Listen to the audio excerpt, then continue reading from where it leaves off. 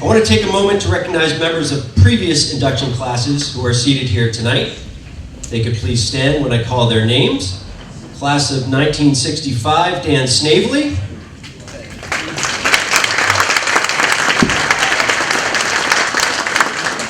Class of 1971, Doug Hoke.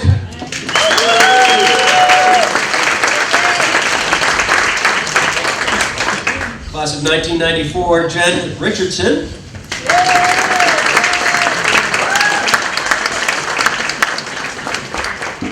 Coach Steve Sawyer.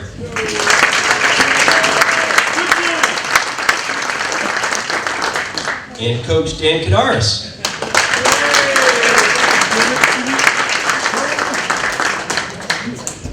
So the Hamilton-Wenham Athletic Hall of Fame became an official non-profit organization in 2018 and has the following mission: to honor those individuals who have made profound impact on our school community and make sure that every generation of generals are properly commemorated.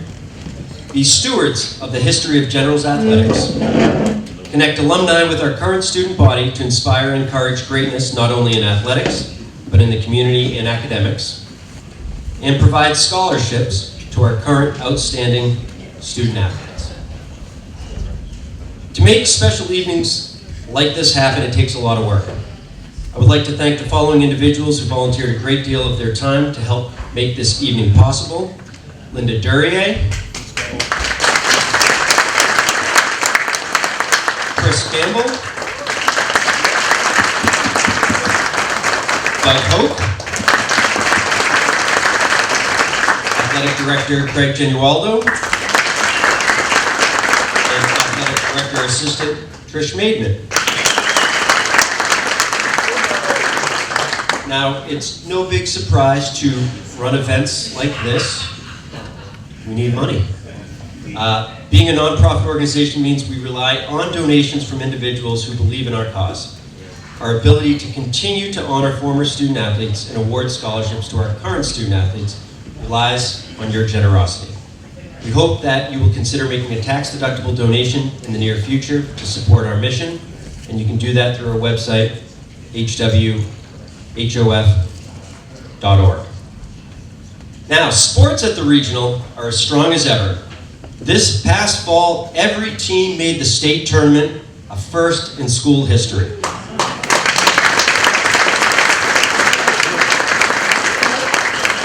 The fall season was punctuated this Saturday as the girls' soccer team won their first state championship in school history.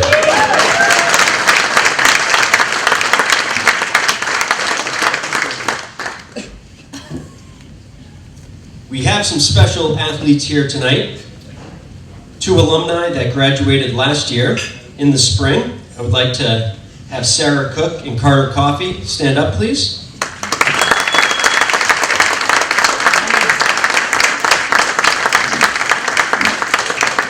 Sarah and Carter were awarded scholarships from our organization last year because of their leadership, tenacity, and sportsmanship while wearing a general's uniform.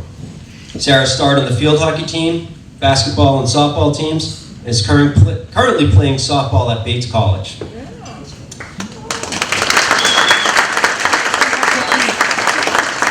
Carter is just one of a handful of athletes in school history to letter in 4 sports: soccer, basketball, football, and baseball. And he's currently playing baseball at Boston College. Please give them both a round of applause.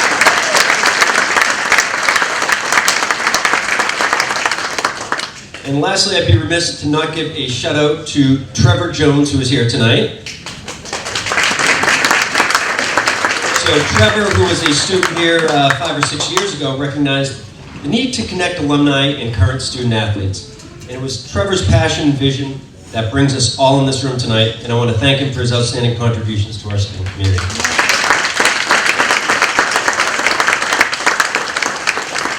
And now it's time to turn our attention to the induction class of 2021. I'd like to introduce Chris Campbell, who's going to introduce some special football teams from the late 1940s and early 1950s.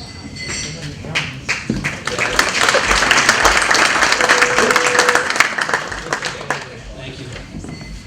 As I introduce 4 6-man football teams from Hamilton High School, I'm going to attempt to give a very brief history lesson.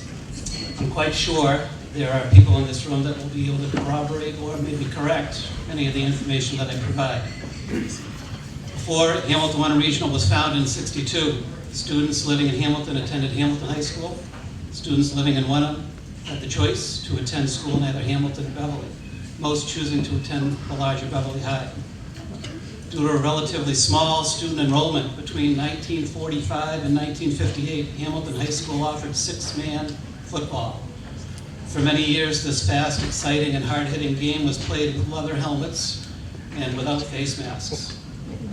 Some key differences between six-man and 11-man football. The field was 80 yards in length. 15 yards were required for a first down. The ball had to pass through two sets of hands before the runner could cross the line of scrimmage. Any of the six players could catch a forward pass.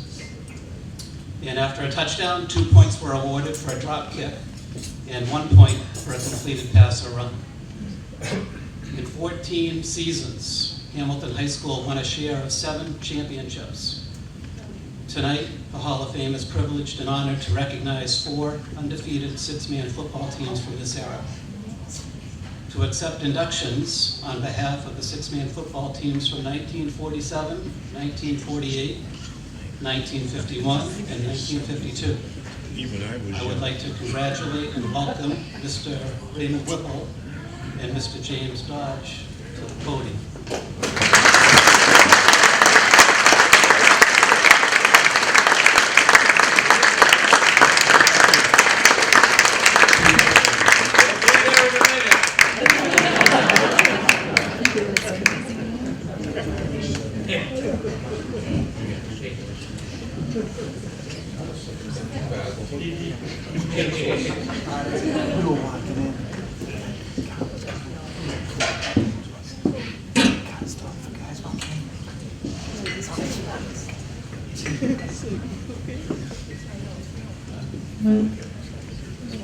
Well, we're well rehearsed, right? Yeah.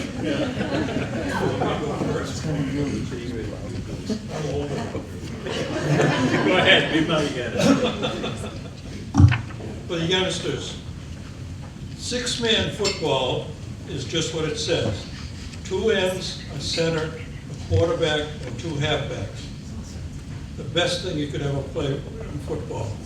It was wide open. We just scored touchdown after touchdown. It was just absolutely great. The biggest thing I wanted to point out to you guys, especially for the younger people, these 4 teams were all born in the early days of the Depression. And we came of age in the late 40s after World War II. What we knew and learned in those days was something called community. Something we seem to have lost recently in this country.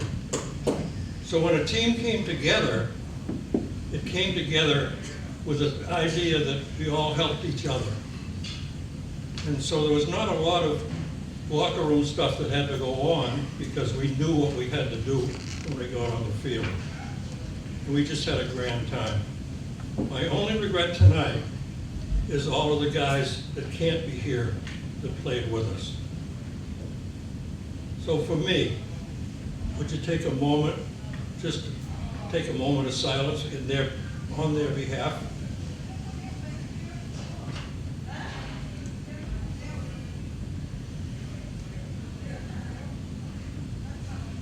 Thank you.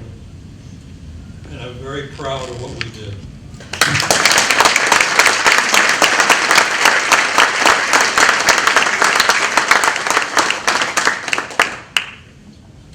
I was not an early player. I played a little later than Jimmy, but my brother was a president of his class and captain of the team that played in 47. 47, yeah. In 1947, I understand it's about 75 years ago. So there aren't too many people that are left, and so I was asked to substitute. I actually played in the 54 team, so I'm much younger, you could tell. I also played without the face mask, and that's answers another question. It was kind of hard on the body in some of the equipment we had in those days, and the one thing about it is you better learn to tackle because it's always one-on-one. Exactly. And there was no gang tackling, and you're out there. And so it was kind of interesting. I happen to be a player on 4 of the football teams, and we'll get into that a little later.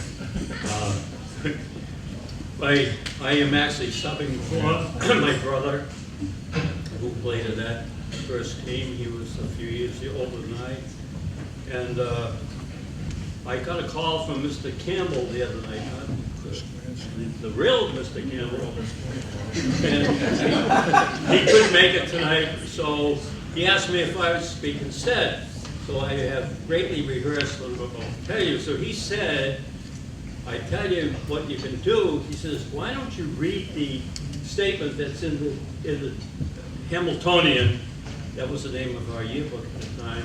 And I said, well, I at least can do that. But, so if you don't mind, I'll just engage if I can read this print I've got here. Hamilton High School football was reported for practice at the opening days of school. Coming back in the line, we were several veterans of last year, but there were also many that would be missed. Coach Martini was pleased with the number of boys that reported. Practices were held every afternoon from 3 until it was too dark to see the ball. After 3 weeks of hard plugging, we thought we had really ready for the first game, which was with the alumni. We lost that scrimmage by a small margin of 7-6, but that did not hurt our record because it was not a scheduled game. After the first game, the boys really got rolling and didn't get stopped once. It is no wonder with our capable backfield that ran as follows. Bob Brooks and Jim Tate filling in the halfback slots, and Henry Colvine calling the signals at quarterback. The line picked up the name of being a stone wall with Captain Alvin Whipple, a relative, at center, and Buddy Campbell and Roger Murray at the ends. And our fine substitutes, no wonder we went to the top. They included Bob Poole, Warren Hatt, Bob Trussell over here. Bob.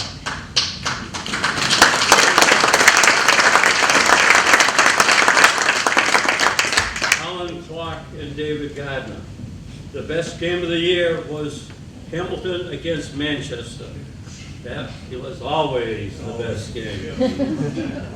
When Martini's boys best them on the home field, it being the first time in a number of years, the team went coasting through the year, winning the title of being state champions. After the Lancaster game, the players were treated to a home-baked bean supper. Late in the evening, cheerleaders, players, and many others staged a snake dance through the town, with a dance following at the high school. The football team was awarded gold footballs with the word champion engraved on them. And that boys in those days survived for the most part. And if there's any questions, by the way, I think we'll try to get at the end of it. There was a, I guess I can talk about that, right? Please. There was in the 1952, one team won the first designated championship for the state of Massachusetts, I think it was. And followed again in 52. And unfortunately, there was, everybody graduated in 52 except somebody that's speaking now. And we won one game the following year. However, the trophy said that the team that won the trophy for 3 years, not consecutive, 3 years, would retire it. So we got it for 1 year, 52, we got it again in 53, 54 after. 55 comes along, and Hamilton-Wenham, or Hamilton, excuse me, was going full bore, and we were doing very, very well. We beat Topsfield, 14-6. We came up against, not Manchester, the other team was Topsfield, and that was 14-6.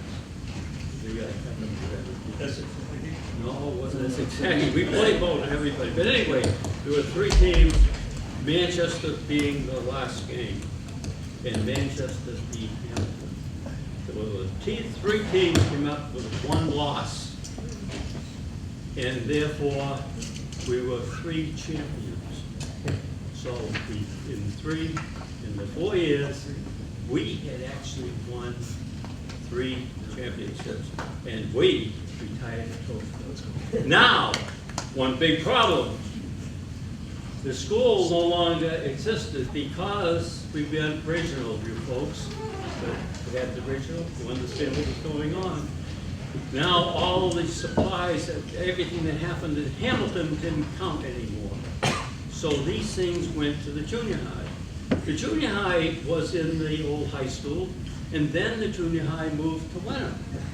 And in Wenham, they didn't really care too much about these trophies, and so it disappeared over in Wenham until one of the principals I happen to know suggested to me that perhaps some might be in the attic.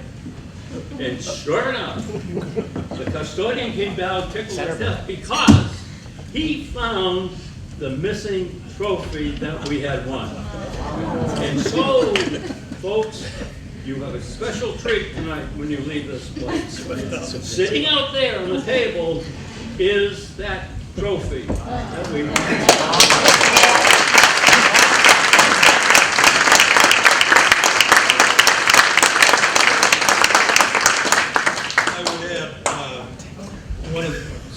Statistically, the team I played on, the reason we're having trouble with years is we played in 1948, but we graduated in 49, so we're the class of 49, whatever.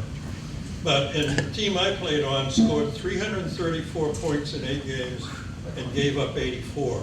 And we set a record nationally, believe it or not, at the time. There were 5,000 6-man football teams in the country, and we were the best one. Yeah.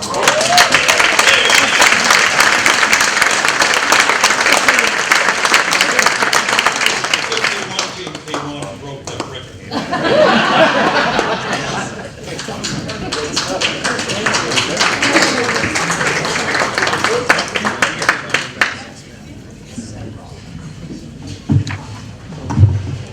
So we will deliver these plaques, but I just want to have the members of the team that are here tonight just stand quickly. That includes James Dodge, who we just heard from. Paul McGinley. Clarence Stepaneer. Ted Johnson. Peter Thibber, Brandon Whipple,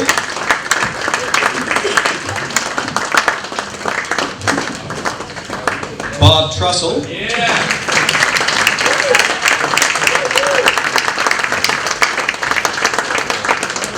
so congratulations to these young men.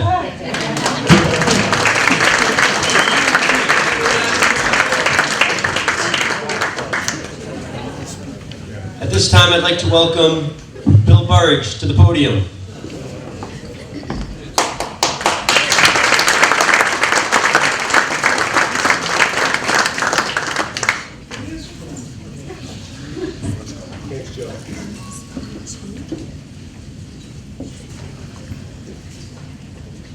Every so often, you have the opportunity to work with a player who is both a great athlete and a great leader. A person who is humble and genuinely caring of others. A young lady who puts family and friends ahead of herself. In the early 1990s, I was blessed to have this combination in Sophia Payne. Her athletic resume is stunning. She played field hockey in the fall and was a Cape Ann League All-League player in 1993 and 94. She helped lead her team to the North State semifinals in 94. She won the Coaches Award twice, which says much about her character. She was selected to the Salem News All-Star team as a senior. In the spring, she played softball. As a junior shortstop, she was a Cape Ann League All-Star and the recipient of the MIAA Sportsmanship Award. As a senior co-captain, Sophia was an all-league catcher, team co-captain, Salem News All-Star, and of course, the Coaches Award winner. Kind of sounds like a Tom Brady bio, doesn't it? Basketball was her best sport. Sophia was a 4-year starter on the varsity. She scored 806 points in her career. In her sub-senior years, she was an MIAA Sportsmanship Award and a Most Improved Player Award winner. And she was a 3-time All-League player. In her senior year, she was the Cape Ann League Player of the Year. She led her teams, along with Jen White and Michelle Princey, to a Cape Ann League championship, the first one in 14 years, and a second straight appearance in the Division III North semifinals. An important but non-athletic feat, Sophia was also a member of the National Honor Society in 1993 and 94. While all of these accomplishments are amazing, it's a small sample of who Sophia has become. I've remained close to her for the past 30 years. In that time, I've watched her marry Tim Sidmore, who was a strong Christian and a great role model for their 2 boys, Isaac and Silas.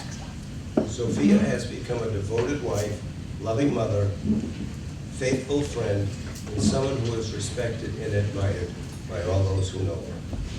Sophia, I'm sure it's gratifying to have your family come out from Colorado to celebrate this achievement, and I know that your mother would be proud of you. Congratulations on your induction to the Hamilton-Wenham Hall of Fame.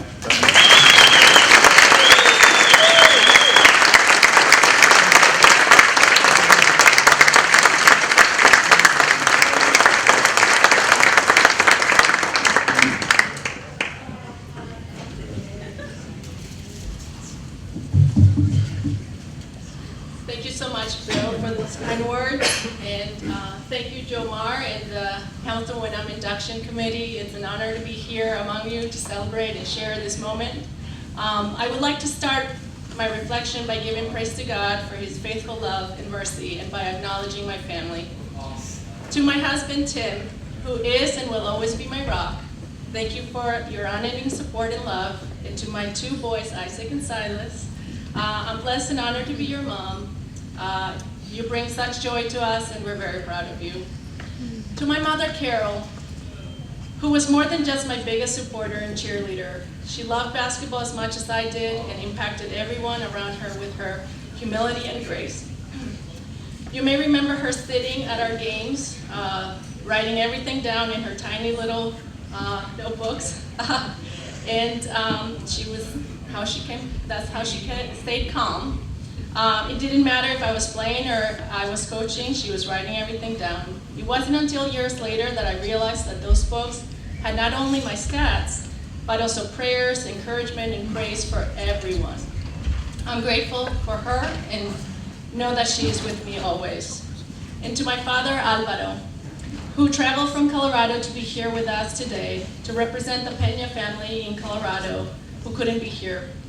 If it wasn't for your decision to leave everything in Colombia and move us to the States many years ago, I wouldn't be standing here. I'm so grateful for you, I'm so grateful for my father's dream and for the courage it took to make it a reality. Papi, mil gracias por estar aquí con nosotros. Aprecio mucho lo que has hecho por nosotros y mis hermanos. A través de nuestras vidas te quiero mucho. I still remember stepping off the airplane in Boston. I had all my worldly possessions packed into 2 suitcases and was anxious to see snow for the first time. I believed it snowed every day in America, thanks to those Christmas cartoons we watched as kids. Ready to face our snowy adventure, I stepped out eagerly, but I quickly realized there was no snow on the ground that cold January night. I didn't need to wait long, however, as it snowed 3 days later. I knew my parents firmly believed that education came first because my mother took us to school immediately after we arrived. I entered school midway through the year and had little time to familiarize myself with our new surroundings before I was plucked into Bucher Middle School. This was difficult for me because I spoke no English. Then I met Miss Barbara Swanson, Norm's wife, and my guardian angel. She looked out for me, trying to teach me English any way possible, and without her, I would have been lost. With Barbara's help, I learned more English and made progress in school, but no one could have predicted what was about to happen in my life next. It was 7th grade, and my mother had come to pick me up after school. On the way, we walked by the gym, and I saw girls with orange balls running around having a blast. "Mom, what are they doing?" I asked. "They're practicing basketball," she said. That very night, I tried to convince my father to let me play. I desperately wanted to be a part of a group where the game came first, and how I looked or talked didn't matter. Dad saw how much it meant to me and agreed.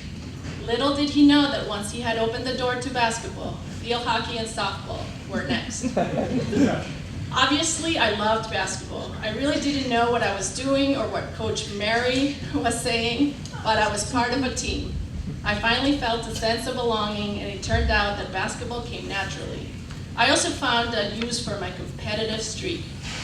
As a freshman, I was lucky that Coach Hodges gave me a chance on the varsity team. Even though we only won 1 game that year, I learned many valuable lessons. Coach Hodges encouraged us to practice on our own and not to fear playing at Patton Park with the boys. My friend Sarah Howard and I took it to heart and showed everyone that girls can play too. The following year, Coach Burridge took over. He had an immediate impact on our team with his no excuses, and you'll run until you get it right philosophy. His passion for the game, ability to teach fundamentals and teamwork, and talent for helping us handle adversity on and off the court was undeniable. His very first year, Coach Burridge led us to the MIAA tournament. The game showed us our potential and helped us strive for higher goals.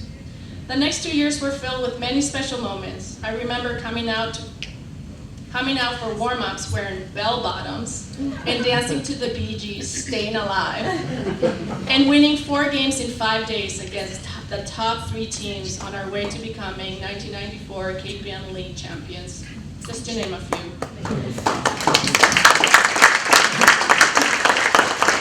All our achievements were only possible because we had committed teammates who contribute to the success of the team. It's something to be proud of and to cherish. Thank you, Jen, Michelle, Romaine, and everyone that was part of the program. Bill, I appreciate you being my mentor and coach and friend for over 27 years. You were instrumental in my recruitment to Holy Cross and gave me my coaching start here at Hamilton-Wenham. I hope you know how much you mean to me. Lastly, I must mention Coach Bill Gibbons and my Holy Cross family. I had an amazing experience there. I don't think I realized at the time how special it was to play in 3 NCAA tournaments. Thank you, Coach Gibbons, for believing in me. I was truly blessed to have that opportunity. No one could have imagined, least of all me, that a little girl from the foothills of the mountains of Girardot, Colombia, would end up climbing the snowy hills of Worcester to the campus of the College of the Holy Cross. Thanks to the people who guided and supported me, including both of my Coach Bills, Gibbons and Burridge, and Mom and Dad. You taught me to love basketball and myself and helped me become the person I am today. Thank you.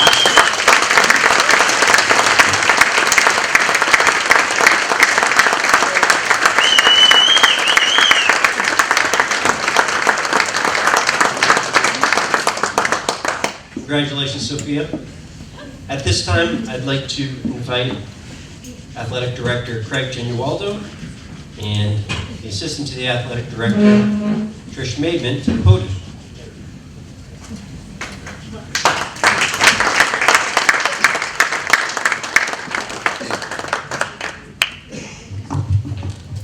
I was really hoping I didn't have to follow that. Sophia, that was amazing.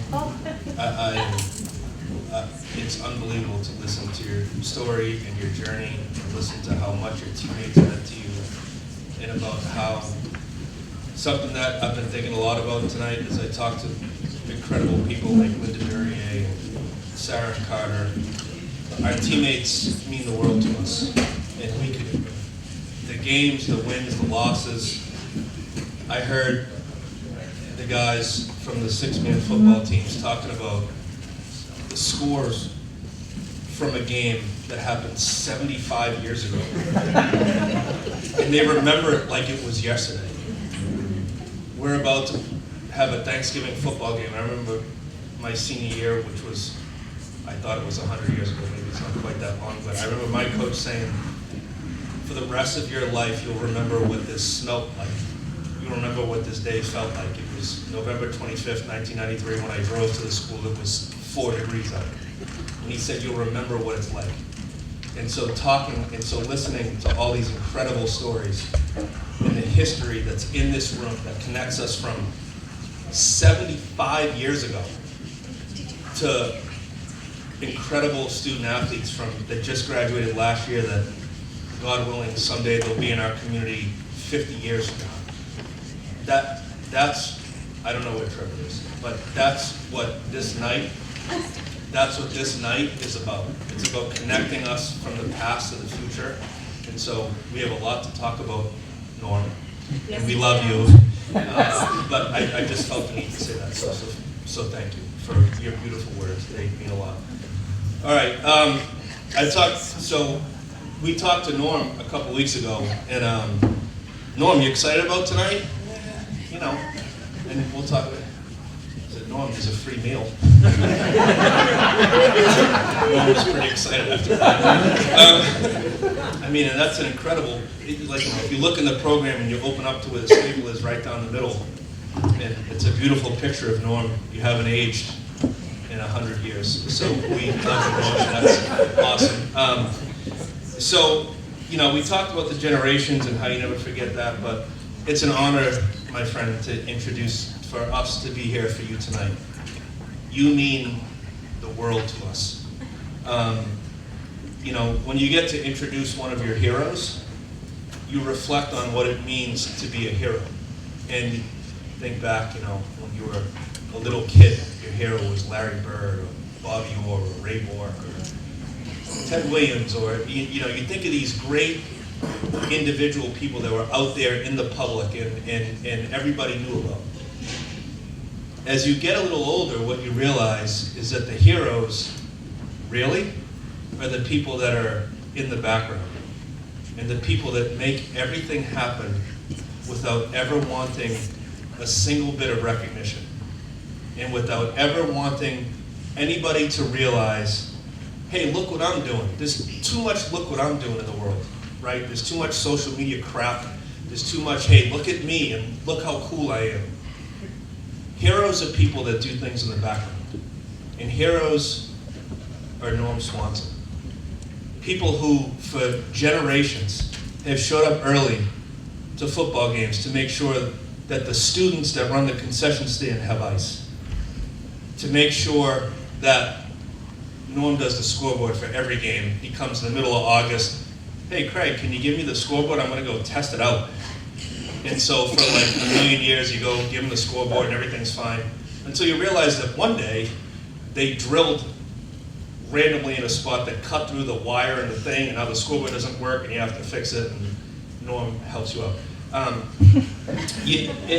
That actually happens. It did. We will have a turf field someday, I swear to God. But you realize that Norm shows up. And when, there's a state tournament game that they don't let Norm do the clock because they're idiots and they think that they can do it better than Norm, What does Norm do? He shows up 2 weeks ago, 2 hours before everybody else, climbs up to the scoreboard, takes the window out, writes a handwritten set of notes of how the guy can do the clock and make sure he's all set, and still does everything he can do. Because that's what Norm does.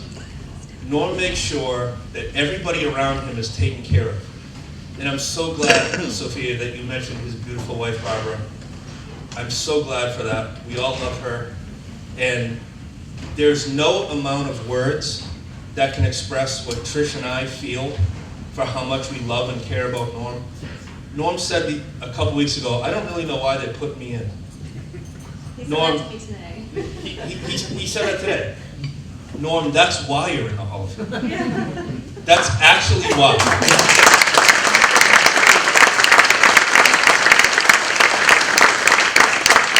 Ladies and gentlemen, I introduce to you one of my heroes, Hamilton-Wenham legend, Hamilton-Wenham Hall of Famer, Norm Swanson.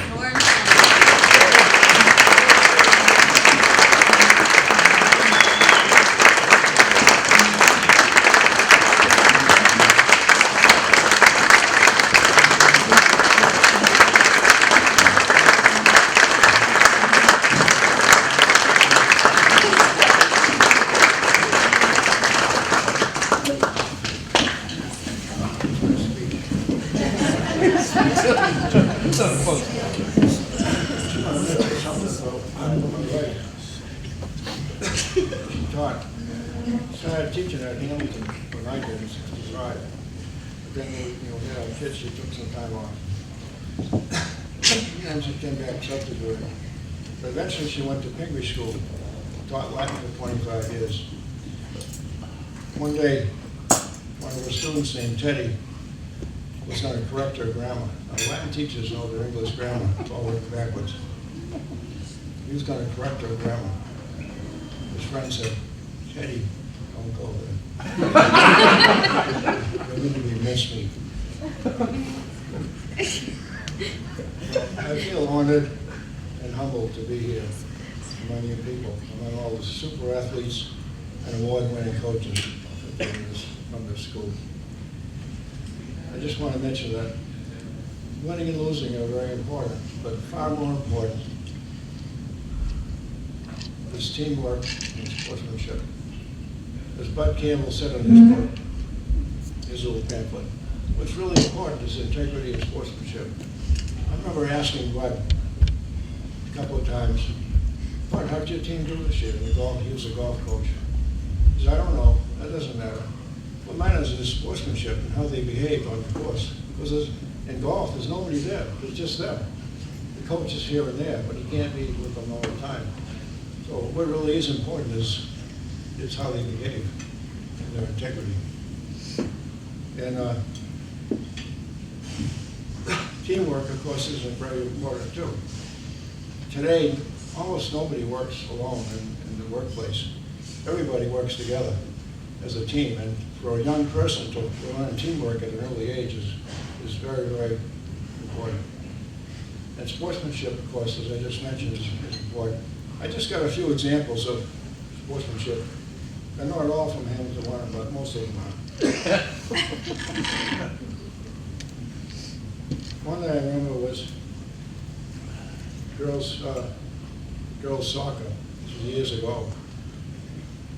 We were playing a school in the playoffs up around, I can't remember the name of the school, it was up around Boston somewhere. And the kids on the other team, when the ball would sort of be a little bit out, but not really out, they'd keep playing, hoping that the ref didn't call it or didn't see it. Whereas the Hamilton girls would stop. The ball's out, they stopped. And then the ref blew the whistle. It happened over and over again. They had integrity. Boys track meet several years ago between Gloucester High, boys team, and Salem High. The winner was going to determine, this was in May, the winner was going to determine the Northeast Conference Championship. And they waited until they had a good day, nice weather-wise, to run the meet. And in the end, everybody knew that Gloucester was going to win all the long distance runs. Because they had a tremendous cross-country team in those days. And that Salem was going to win all the short runs. And that's exactly what happened. And it was the seconds and thirds that determined the meet. Well, in the end, Gloucester had won by more than 5 points. And 5 points is what you get for running the relay, both the relays. So it wasn't necessary to run the mile relay. The Gloucester coaches asked us officials if they could run it and just have it timed so they'd have a better seating in the big playoff meets. Well, when the Gloucester kids ran the meet, the Salem kids lined the track and cheered them on so they could get the best time possible. I think that's really good sportsmanship. Another example is what Steve Sawyer would call two girls elsewhere, Liz and Lauren.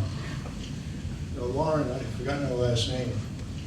She did cross country in middle school and soccer also. In middle school, you can do 2 sports, but not in high school. If they hadn't had middle school cross country, Lauren would have played soccer in high school. But she ended up doing cross country and then track. She was a great runner, and she always won the 2-mile race.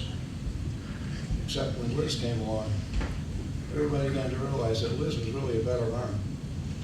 She was one of my daughter Karen's friends. My daughter Karen got her on the team. And everybody could see that Liz was faster, but when they got up near the last turn in the 2-mile race, Liz would pull back a little bit. It was her friend Lauren's race. And she wasn't going to pass Lauren. The only way they could stop it, the coach got together with the parents and the 2 girls and talked it over. And they said, Lauren doesn't want to win if she really isn't winning. It's okay. It's okay for you to go better. From then on, Liz won. That's right, Steve. That's exactly right. Right. So that was the way it was with elsewhere. Another one is Jackson McDonald was a high jumper, but he was a lot of other things too. He set and reset 17 records while he was in high school. And he was a tremendous high jumper. I saw him jump 6 feet 7 inches. And he may have gone higher than that. He was a very fine gentleman. And high jumpers have what they call a mark. They measure off, they put a piece of tape down on the floor, and then they use that as a mark, and sometimes they adjust it a little bit. One day, one of the other kids said, "Where's your mark?" "What? It's a mark." "I don't know what a mark is." Another time, at another meet, there was a kid from Triton that on a good day could have beaten Jackson. Jackson noticed that he wasn't doing something just right. Jackson gave him some advice. And that kid could have beaten Jackson. He didn't, but he could have. Jackson was enough of a gentleman to give him some advice to help him. That's the kind of kid we have at Hamilton. For me, probably the most fun I ever had was doing the scoreboard. Because I got to see the teams from up high, 3 stories up. I could see all over the field. I really enjoyed watching everybody. At first I knew a lot of the kids, but now I don't know any of the kids. It's still fun to see them play. This year I got to follow the girls' soccer team as they eventually ended up as state champions. And Sunday I saw, Saturday, this was Saturday, I saw the Nissel girl go down twice with the defenders all around her and just go right through them like nothing and just score and win the game. But anyway, that was a lot of fun for me to see all the sports. Sometimes, I remember when we had D-team football, I'd hear names. I'd forgotten Cam's last name. What was Cam's last name? Cam something. Peach. What was it? Peach as in the fruit. Yeah. I heard the name Bissell and Billy Whalen and a few others when they were on the D team. And then as they went along up through the years, I kept hearing them again and again. And finally, when they got to be juniors and seniors, they were football high school heroes. But I didn't know them, but I knew their names. It was fun to follow them along through all those years. They were just little teeny little third graders. And they grew up to be tremendous champions. Well, that was my story.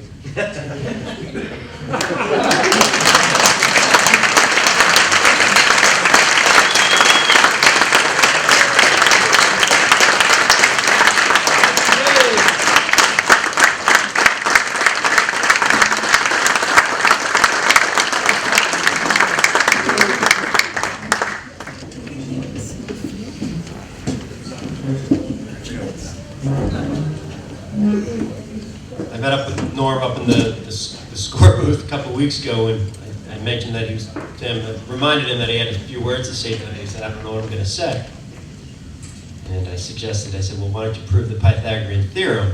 He said, that's a good idea. But then I said, there's going to be kids from that 88 team, they make a PTSD from that. So we went up against that. So you did a great job, Norm.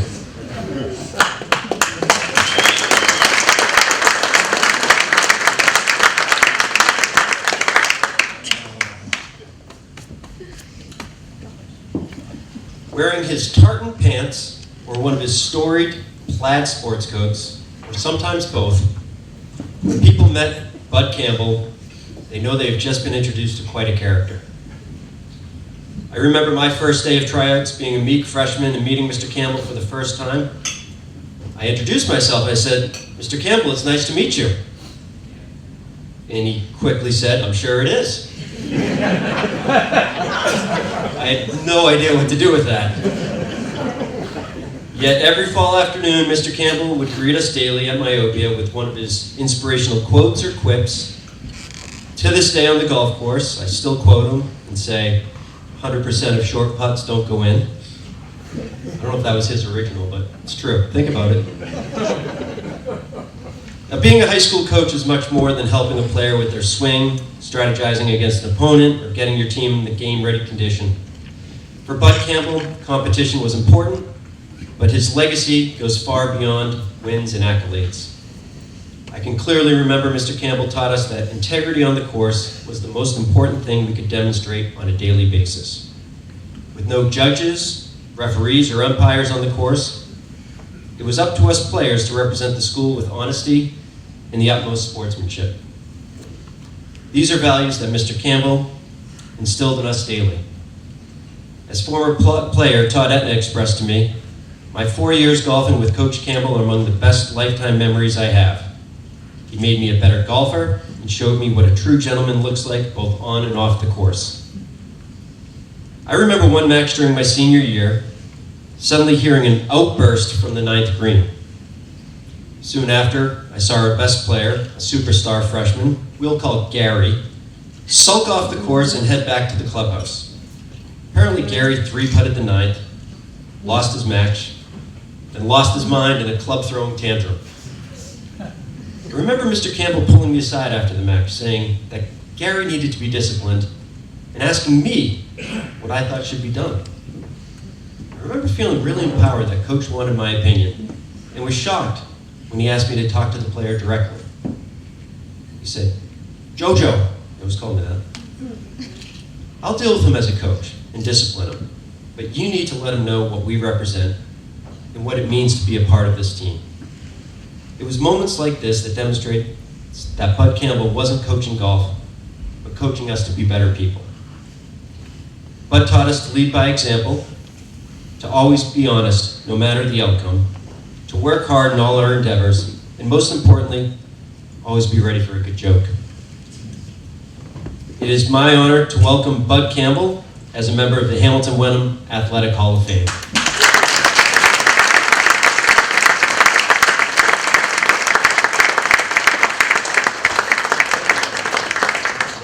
Coach Campbell couldn't be with us tonight, but he is going to grace us with his presence via video. Might take me a moment, so please hold tight.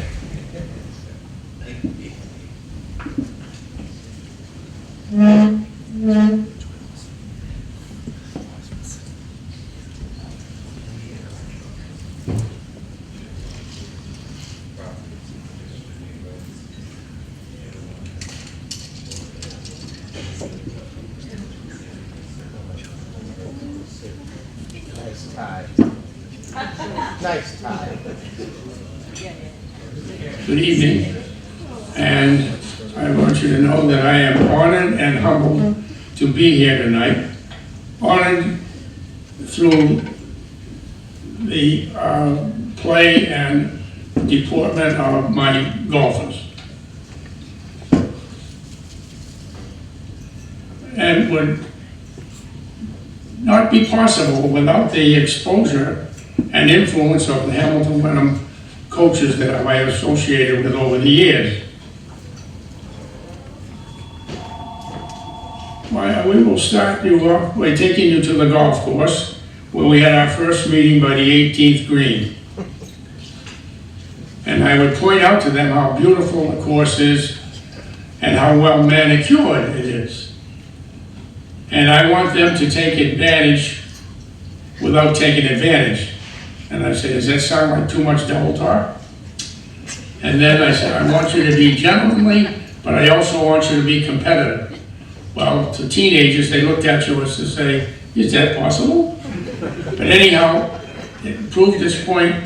At the end of the year, the competitive part showed up in our overall record, where we had 6 championships, nearly 300 victories, and just over 100 losses.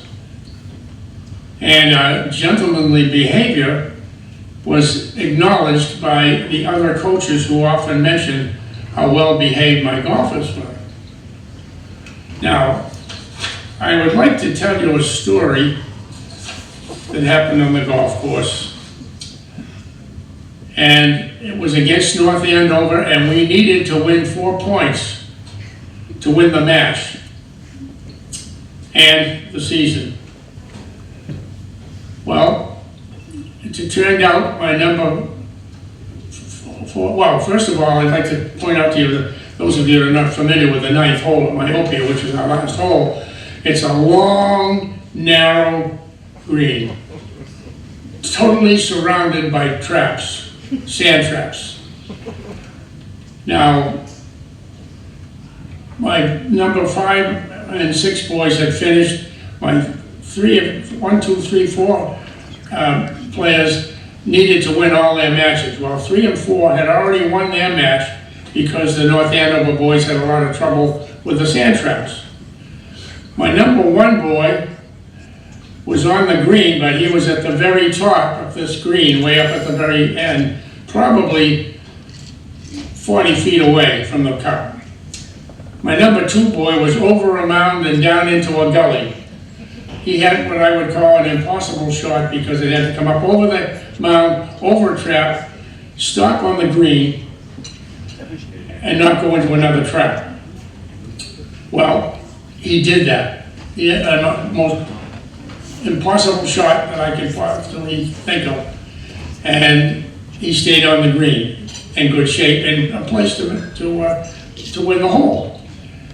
Now, my 1 boy was down at the end of the green at a 40, 50 feet putt. As he attempted to putt, there were 2 North Andover kids that were behind him.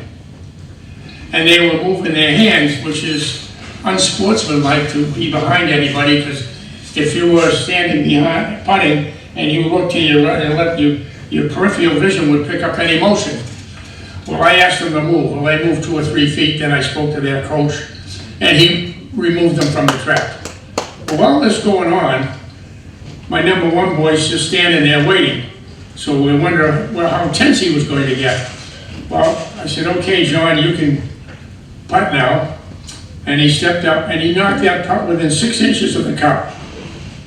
Knocked it in for the win, and we won the match, and we won the tournament, the championship.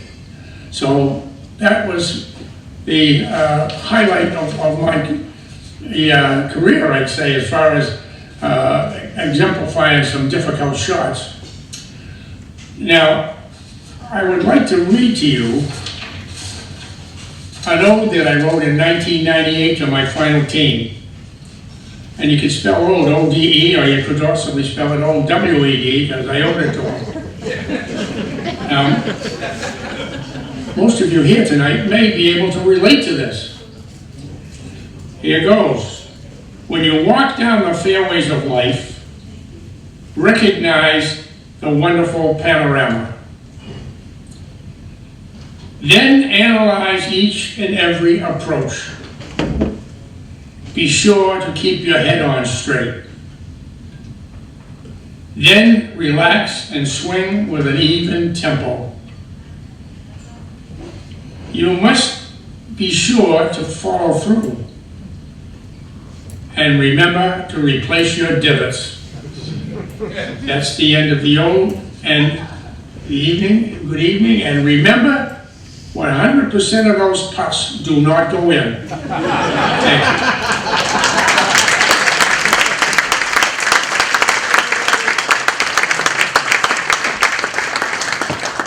I promise you, I did not watch this video ahead of time. Chris, be my guy.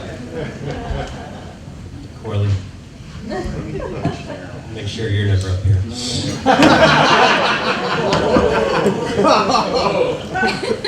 Jab. Jab. Billy and I go way back.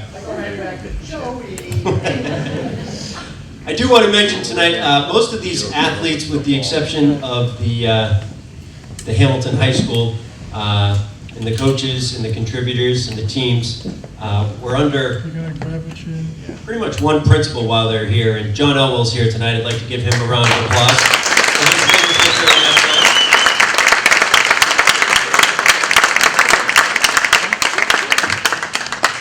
At this point, we're going to have Doug Hoke come up to the podium to recognize Joel Nyes.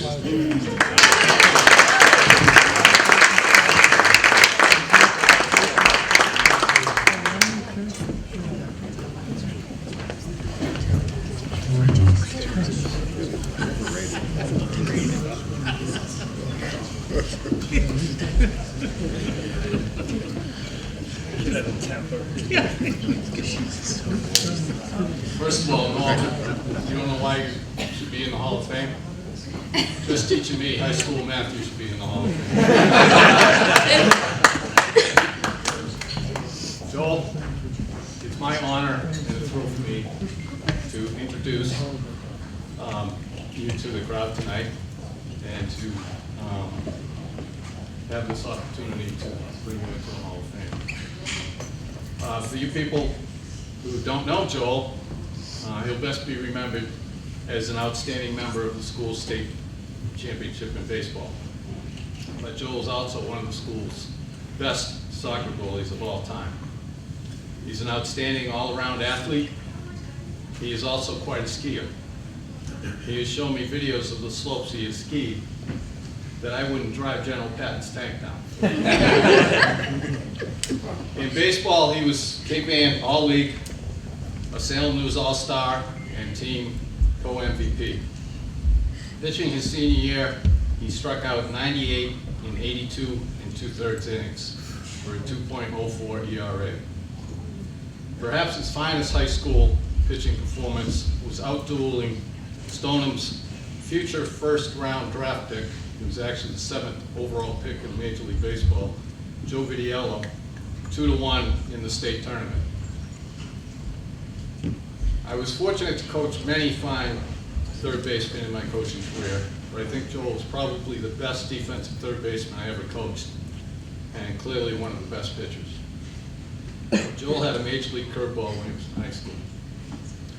After high school, he was recruited to pitch for Cornell University, where he earned second team All-Ivy honors and was Cornell's most valuable pitcher. And after graduating from college, he was signed by the Boston Red Sox and pitched in the minor leagues until his career was curtailed by injury. So Joel, it is truly my privilege to be the first to congratulate you in and welcome you to the Hamilton-Wenham Hall of Fame.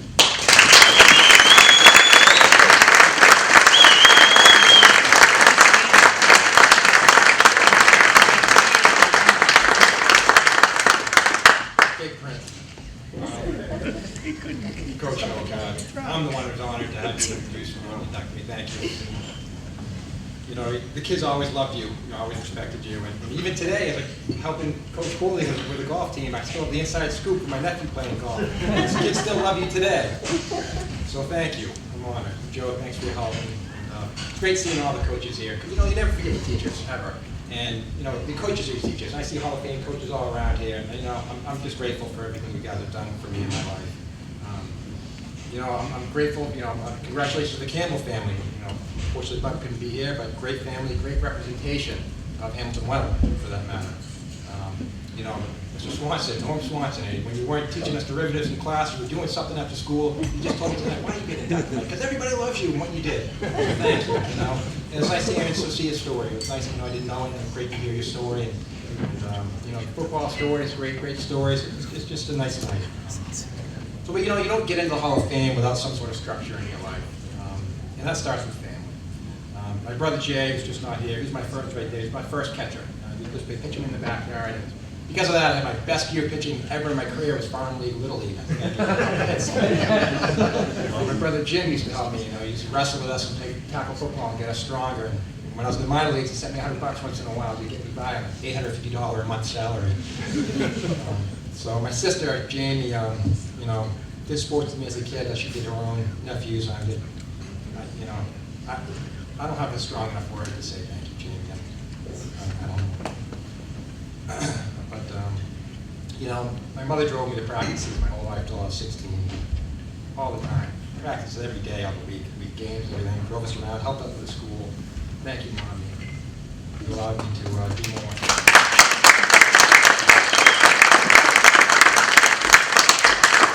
My dad's also here tonight. I'm fortunate to have, and sports is in his blood as well. And he's out here coaching my nephew into the hardest game of all, golf. And good seeing him play the ball and getting out there in the course with him. And we're looking forward to you being the next awesome golfer in our family. No pressure. Yeah, no pressure. You know, families also extended friends for me, and my baseball team in 1988, we were a family for a while, and it was really a great experience. I mean, Chris Rock couldn't be here tonight, but you know, greatest athlete in our class, and just a proven leader on the field. It was great to see his dad here, wherever he is, and you know, did a tremendous job as vice principal for our school. And John Elmo, we're indebted to you guys for keeping us on the beam. You know, Captain Stetch, you know, every pitcher deserves a good catcher, and Stetch, you were awesome to have behind the dish. I never called you off once. Every time. Okay, Stetch, I'll throw the ball there. Okay, Stetch, right there, that's good. No? Okay, you told me to shake off. That's why I shook him off. You told me to shake him off. He was great behind the dish. Always threw people out. Good bat, good leader. Stetch, couldn't be here right now without you. Thank you. You know, and as a pitcher, you love your shortstop too, Eric Searson.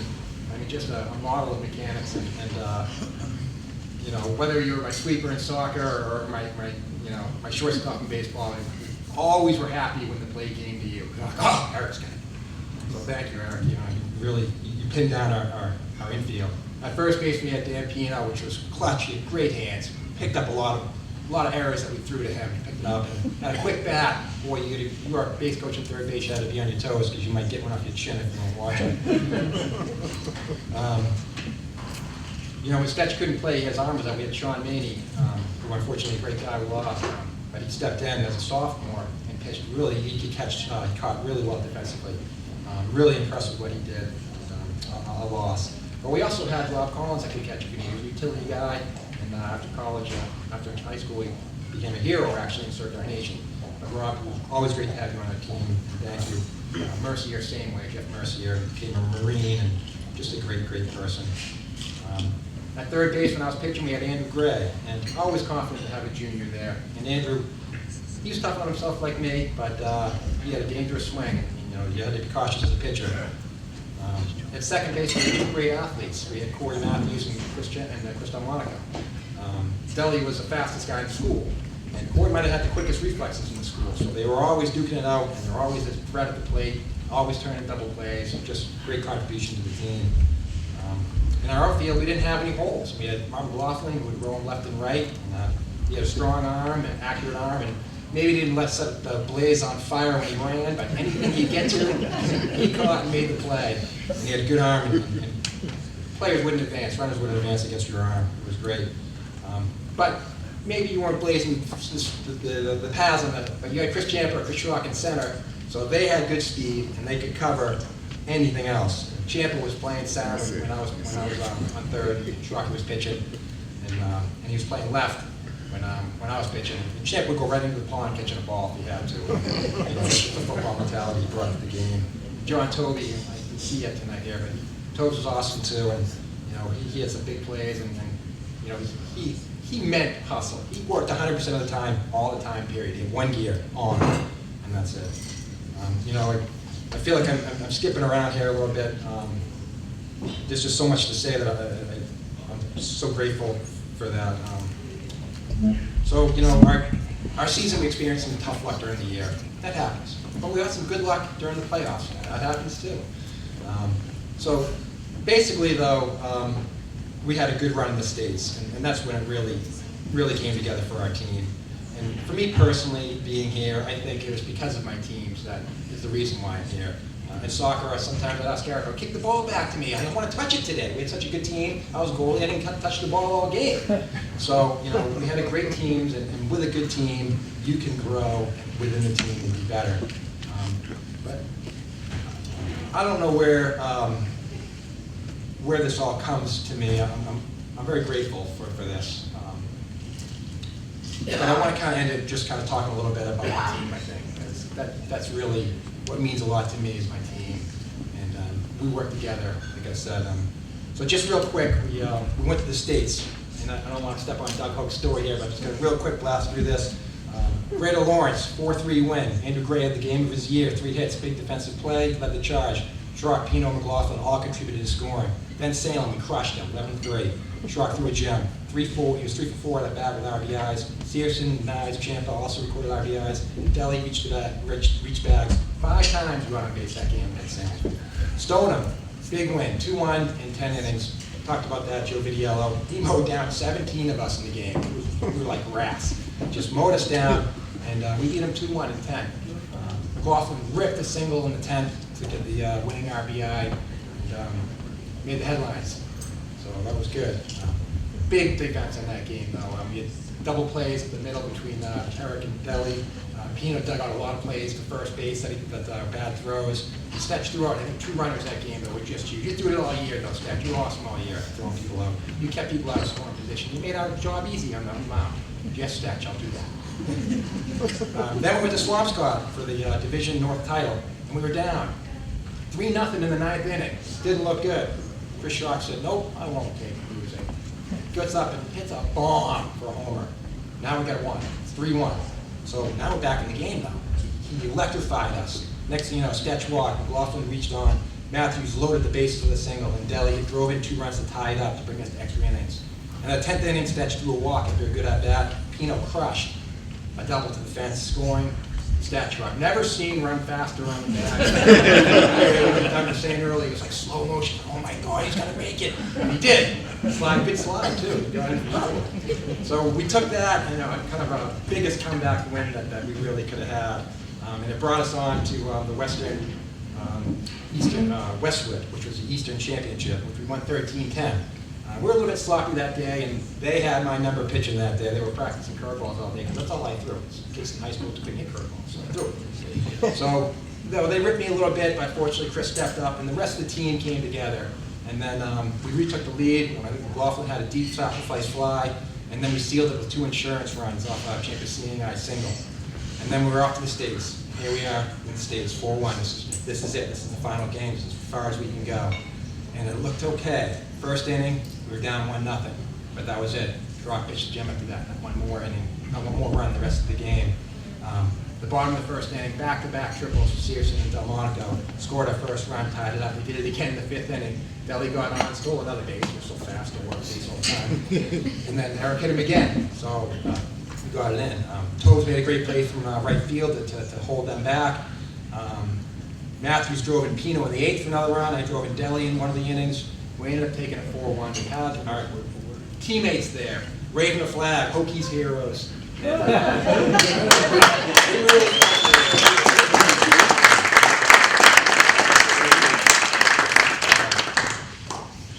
This speech wouldn't be happening right now if it wasn't for Hokies. We wouldn't be here as a team. I wouldn't be here as an individual. So my hat's off to you and I thank you. And I just want to contribute. I just want to thank everybody here that contributed to my development as a player, my teammates, my family, my friends. I'm grateful, and I think this is going to be something that's going to sit in a little bit as I age a little bit more. It's going to sit in a little bit. Be very appreciative of it. And, thank you all.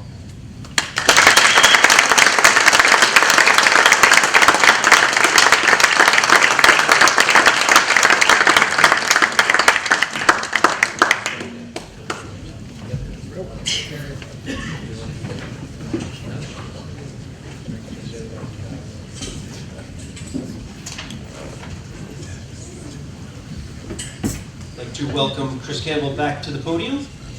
No, shaking me off. Oh, you're right. Coach Sawyer to the podium.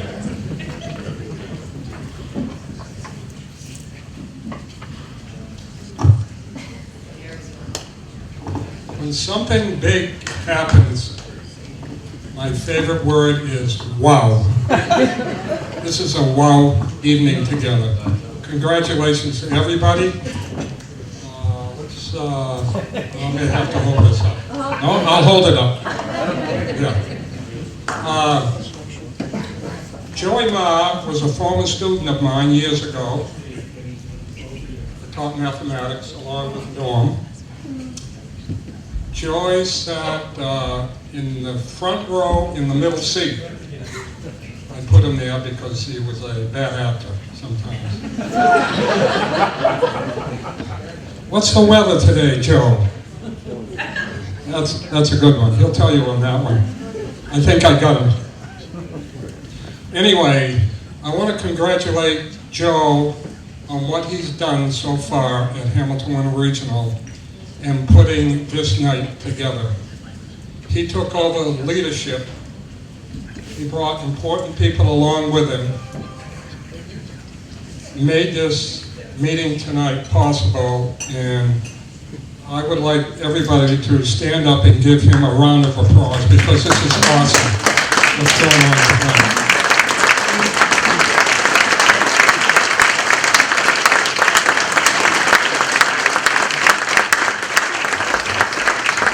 As I said, wow. Few people ever been to a track meet. There are a lot of officials. A starter, a long jump official, high jump official, shot put official, javelin official. Some of these events are very, very dangerous. If you've ever seen the pole vault, it is a dangerous event.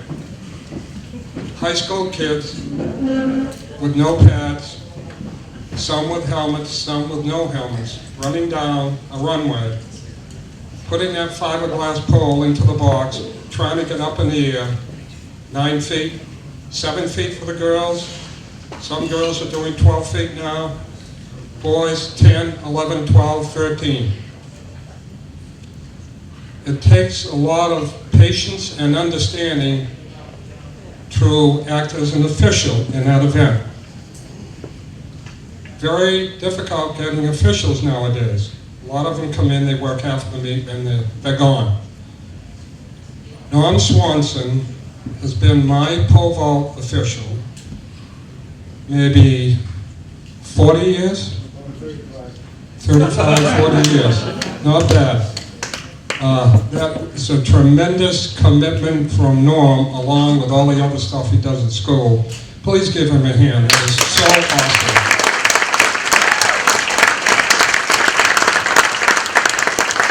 And he stays here the entire meet. He does the girls, and he does the boys, and he brings the score over, sits down, and gabs with everybody, and takes it all in. Anyway, it's an awesome responsibility. that he has taken. The Campbell family. When I say I love that family, I mean it. Those three boys, just tremendous. Mom, Dad, they have meant so much to me over the years. Dad, Bud and I taught at Masconomet. I left in '69. Yes, I've been in Hamilton-Wenham since 1969. Joe knows that. Bud came 2 years later. He became department chairman, and then we bonded. And we've been bonding every day ever since. Spent a lot of time together in school, at his house, also on the golf course. When Bud retired, we all went golfing right here at Myopia. And I remember that right now, and as we were walking up the 18th fairway, Bud hit his second shot. I think he drove pretty well. Hit his second shot, looked up and he said, "What's all those people over there?" And I said, "I don't know, they might be lost and they're trying to get out of here." He said, "Okay, that sounds okay." Anyway, we came in, he had a great festivity, what I want to call it, a bonding. It was a bonding. And his son, Ghislaine, better known as Soup, one of the most impressive high school athletes I've ever coached. He was a gentleman, and he enjoyed every day his high school career. I'm not going to talk about his accolades. It's in the program, as you can see. I want to mention some things about his personality that impressed me. Some of those intangible things that we've been talking about here. Good sportsman, good attitude, being a gentleman, being a supporter, being a leader. Those are some of the things I'd like to talk to you about Elaine tonight. The first word I would like to come up with is agility. Everything came natural to him. I coached him in basketball. I designed a lot of my offense around Sue. I want to get the ball to him on the wing or down the block, and then let him take over. He was smooth, he knew what to do, he could pass it off, recognize the defense, take it to the hoop, and finish it off. It wasn't anything that I did. It all came natural to him. It was all smooth, it was automatic. Number 2, coachability. I really didn't have to coach him. He already knew ahead of time what to do. And he just looked at me and gave me a smile. He knew exactly what I was talking about. He led the team in attitude, developed the offensive credentials that made the team go. I had to get him the ball because he knew what to do with it. He was very, very coachable. Gifted. Definitely gifted. It was in his genes. Automatic. It's like I said, he knew ahead of time what was going on. 3-sport athlete. 3 sports. He could do anything. Football, quarterback, running back, defensive, basketball with a ball, baseball, shortstop, hitting. There aren't too many gifted athletes around anymore, although Hamilton had a few over the years. But he was one of the few that was able to excel in all 3 of those areas. So he definitely was gifted. Adaptable. If I had to change the scheme during the game or in practice, no problem, coach. Let's get on with it and get it done. Easily adaptable to the rest of the team. And finally, my most important one, positive role model. He led the team. When I first meet an athlete, first thing I check out is, how fast does it take that athlete, that boy or girl, to smile? The same thing happened with Gawain tonight. The first thing I saw with him in the other room, he looked at me and smiled. I could see it underneath his mask. It's all about the smile. So those are important things. For him to be able to do what he did in high school in those 3 sports, went on to Tufts University, excelled in football and baseball at Tufts. And a lot of you don't know that he received an injury his sophomore year.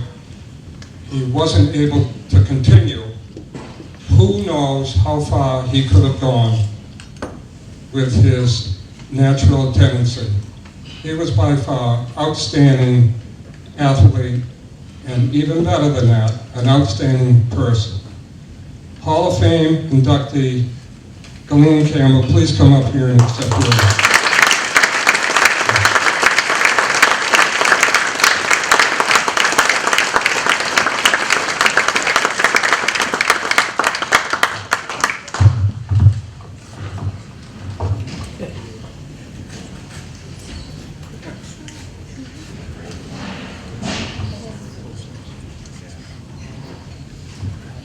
Thank you for those kind words, Coach.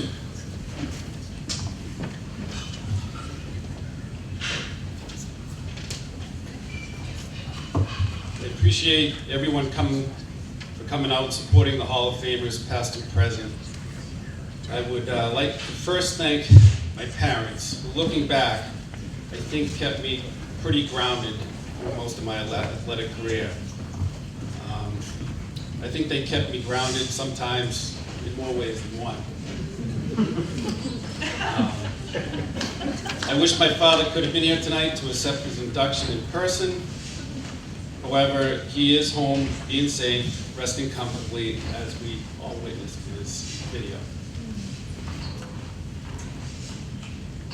I would like to thank all our coaches. Having spent 10 years plus coaching varsity football, I certainly have a greater appreciation for the time and effort our coaches put in, preparing us for success on game day. It's nice to be joining previous inductees, Coach Hoke, Coach Sawyer, 2 of my basketball coaches, and Coach Kadaris, one of my football coaches.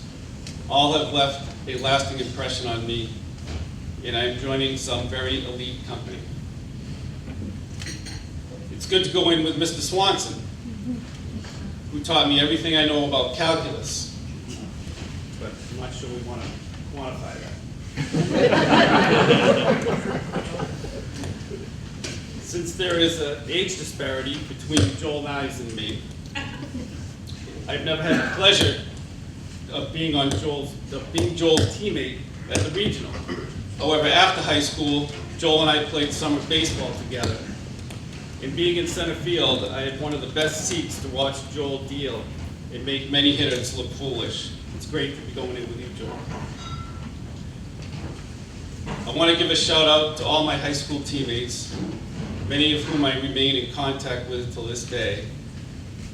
The memories we share never seem to die. I will say that I've never been a huge proponent of individual recognition and awards when it comes to team sports, because no individual is bigger than the team. The accomplishments of any one individual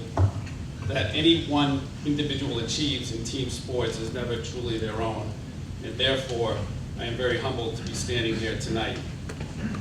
Lastly, I think some folks have even questioned my loyalty to the regional, since I coached football at a school that's colors are crimson and old gold. However, rest assured, I will always bleed General's Navy. Thank you.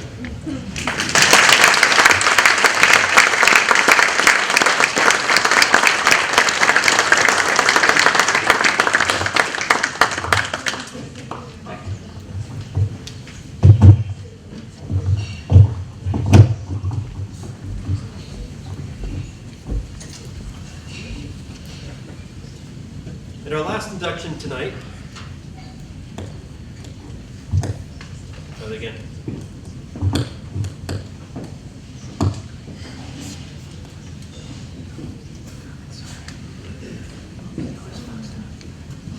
For our last induction tonight, Mr. Doug Hoke is going to introduce the 1988 baseball team.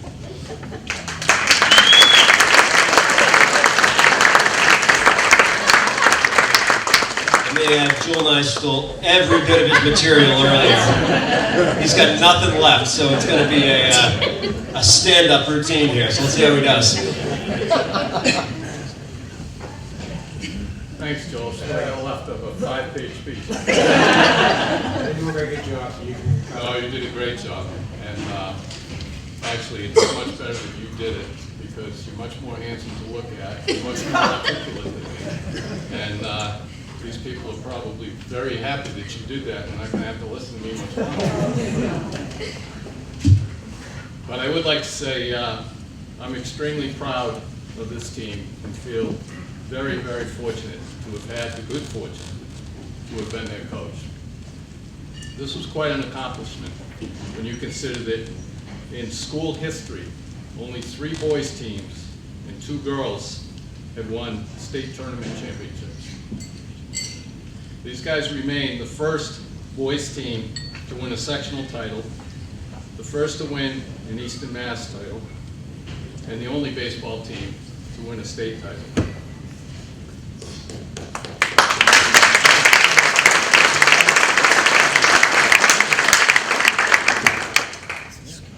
Interesting year. Joel touched on this a little bit. A lot of people don't realize it, but that year, the umpires were on strike. They get into a thing with the MIA over fees. So it was up to every school to provide their own umpires. And trust me, in my years of coaching, I've seen more than my share of horrible calls, but none worse than that year. I mean, I could stand up here for 20 minutes telling you some bizarre things that go on. And maybe I'll do that now. But it was crazy. And as Joel said, we didn't catch a break during the whole season. We lost 1-run games after just some bizarre calls. We beat Masco. Eric Zierson ended up hitting a home run to win a game, and we had to go back and replay it because an umpire supposedly blew a call, and the game was protested. So we had to go back and play the game from when we were behind 2-0 and ended up losing that. But all of that really helped, I think, prepare us for the state tournament. And I can honestly say, in my 25 years of coaching baseball in the Cape Ann League, hands down, 1988 featured the strongest pitching depth across the league. Every team had an outstanding pitcher, and we happened to fall into the pitching rotation where we saw everybody's number one. And that was something that really paid off when we got to the state tournament. And one thing that was very fortunate for us, and for me in particular, was that we had 2 number ones, Chris Rock and Joel Nyes. And that really was the difference, and really made my job a lot easier. And the fact that we had a good defensive team. I can remember 2 innings, I think, during the course of the year where we had nightmare innings and made errors, but for the most part, we were rock solid. And that certainly made a difference when it came to winning 3 one-run games in the state tournament. And one thing you need to understand about the state tournament, another thing I'll never understand, but the MIA decides that when you get to the state tournament, you have to play 9-inning games when you play 7-inning games all year long. Brilliant. But it changes the game. It really changes it. And the fact that we had such good pitching really helped us out. But winning the state championship not only was great for Hamilton-Wenham, it really brought some much-needed respect for the quality of baseball in the Cape Ann League. When we went over to play Salem, nobody was picking us to beat them. You know, they played in the Northeast Conference. And here's this little team from Cape Ann coming over to play. And we beat them 11-3. And I can remember before the game, we got a little bit lucky. We got a break there, because we didn't have to face their number one. Their number one pitcher was Jeff Juden, who was, I think, he was the first round draft choice for the Houston Astros, and went on to have a very impressive major league career. But we missed him. But we still, the pitcher we were facing was undefeated. And I remember Ray Donahue, and I would like to mention Ray tonight, because Ray was my assistant coach, and unfortunately couldn't make it tonight. He's battling some health problems. But I remember turning to Ray, and I said, Ray, we've seen 6 or 7 guys as good as this already this year. And then, fortunately, the team went out and proved it. And that I think we opened a lot of eyes when we beat them 11-3. And then when we got to the Stoneham game, which Joel just pitched to gem, their pitcher, Joe Vitiello, again, went on to play many years in Major League Baseball. He had led them, I believe, I'm correct on this, to the sectional title the previous 3 years, or at least 2 out of those years. So when Joel gave us that outstanding effort, really, we had to beat some good teams to get where we got. And then to get it done was just, it was outstanding. It was great to just see how it all brought the town together. And there's one more thing that happened after we won that state championship that I'm sure will never happen again. Our whole team got to ride on the back of a hook and ladder fire truck during our police escort. You'll never see that again. It's just liability. And actually, I remember my daughter, who's here tonight, was, I think, 10 years old at that time. And she got to ride on the truck with us. And all I could see was my wife going. Don't let her fall off that truck. But in closing, just I was asked earlier tonight by one of the reporters.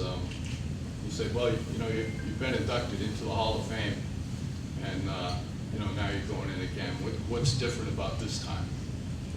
And I said, "You know what's different about this time, and what makes it really special is that I get to go in with 1988's baseball team. That was an outstanding group of young men, and again, I was extremely fortunate, gentlemen. And I had planned on introducing you all and mentioning, I think, the same things that Joel. Third best pitcher in the league. Oh, you didn't mention Eddie. Eddie Lawler, put your hand up.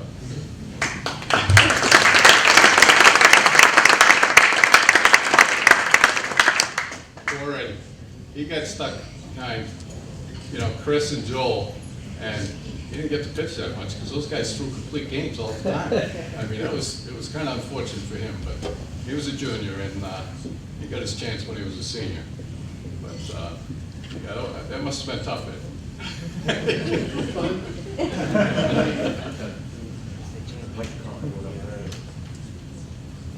Yeah, good, now that I didn't bring that up here.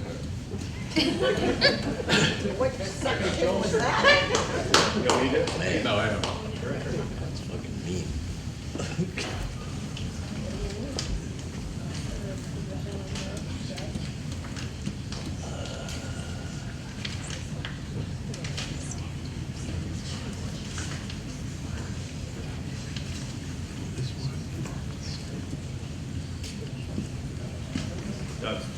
I got it? Okay, thank you. I don't want to leave anybody out.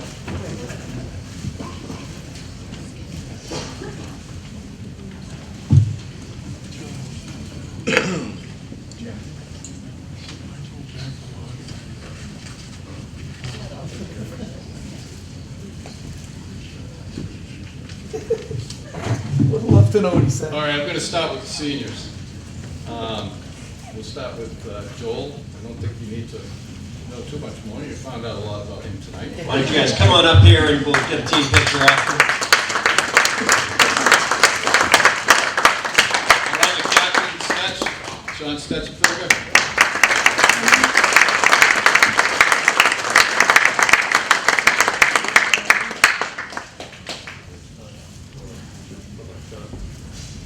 Unfortunately, Chris Rock, I had a phone call from him this afternoon, and he was very disappointed, but found out that he had a close contact COVID case and wasn't able to make tonight. But are his parents still here?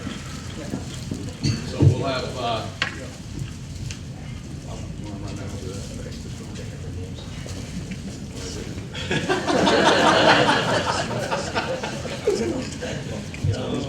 these glasses work.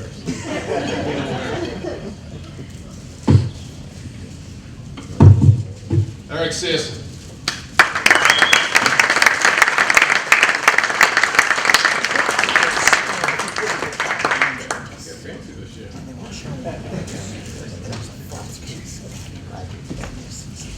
Dan Pino, the hero of the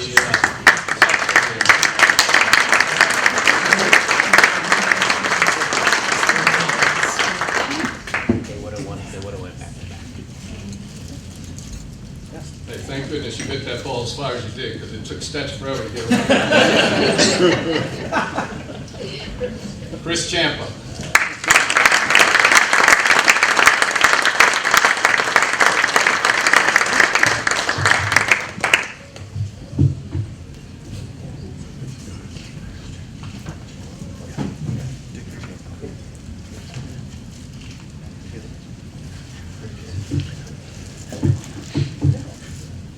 Corey Matthews.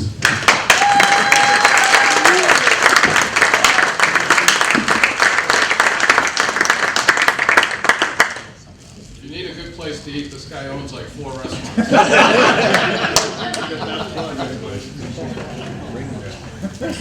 I'm sorry, the food's delicious. Mark McLaughlin.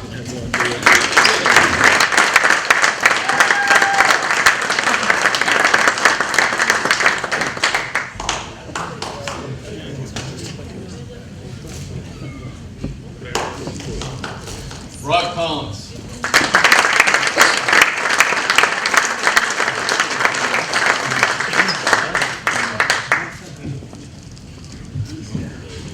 Chris Delmonico.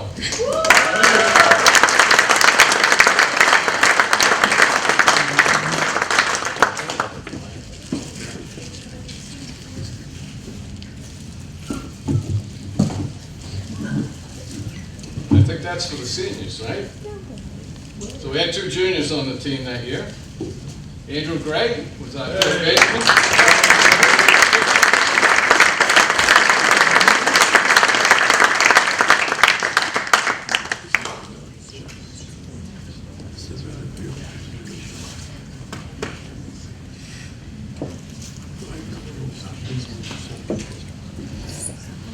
And the infamous Ed Lawler.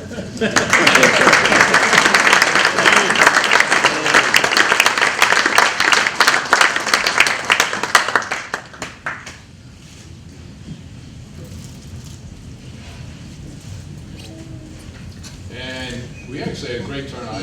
I'm so happy that so many of you were able to make it. Unfortunately, 2 players that weren't able to make it, a couple players aren't with us tonight. Sean Maney, who was a sophomore that year, and stepped in when Stetch was hurt. And Jeff Mercier, who was Rob Collins' partner in crime. You don't understand, but I used you guys as an example for base coaching my entire career. Honestly, if they took it serious, they really worked at it. And a lot of kids, used to go out and say, oh, well, I got to coach the bases, and they don't pay attention. Those guys worked at it, and they were good. And the last one. Oh, John Toby. Yep. John Toby, who was our right fielder. Got a great message he left on my machine. I played some phone tag with him. And he was very disappointed he couldn't make it, but he had a family obligation. And if you guys don't know, he, God bless him, he has triplets.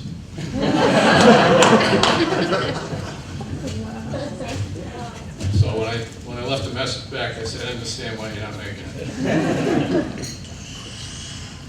Thank you very much. In closing, I would like to thank the committee, on behalf of the team. This is a great honor, and to be recognized, the great accomplishment that these guys made, and congratulations to all the inductees tonight, and special thanks to Joe and the committee for putting this together, and the man over there, Trevor started this whole thing.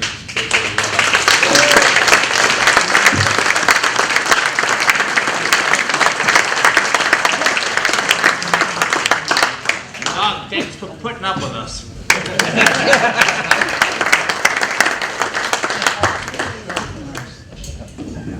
That wraps up a wonderful evening. I want to thank everyone. We've had people here that really came from some far places to be here tonight. Some as far as California to be here with their family, Colorado to be here with their family, Tennessee. Really a testament to not only your accomplishments, but what we are as a Hamilton-Wenham community, and what those years meant to you as students, coaches, or contributors. Really set the bar for a lot of people for the years to come, and continues to be a great place to work, to be a student, and to be an athlete. I would like, if we could, at the end of the night, in the next couple minutes, if we could get all this year's inductees into that room to take a picture. That'd be wonderful to get one all together, and then if the various teams want to break off and get some individual pictures, I think that'd be great. But thank you. We will have another induction ceremony next year. And if you have any thoughts of inductees, please visit our website. It's hwhof.org. We are always looking for people to help out. We're looking for volunteers. And we're looking for your money if you have it. So I appreciate it. Thank you. Have a happy Thanksgiving.